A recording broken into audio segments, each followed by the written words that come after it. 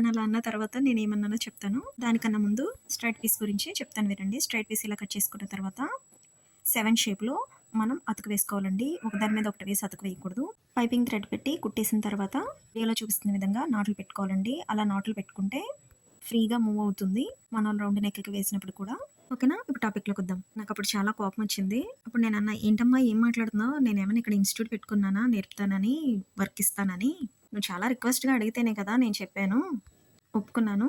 అలా అడగచ్చా? ఏం మాట్లాడుతున్నావు? మతుందా నీకు?" అని అడిగానండి నేను. అడిగితే తను కొంచెం హర్ట్ అయింది. బేసిక్‌గా తను మంచిదే. కొంతమందికేంటంటే ఎలా మాట్లాడాలో తెలీదు. మామూలుగా అయితే మీరు ఆలోచించండి. మనకేదైనా అవసరమయ్యి ఎదుటి వాళ్ళు రిక్వెస్ట్ చేశాము. వాళ్ళు ఒప్పుకోలేదు. చాలా బతిమిలాడాము.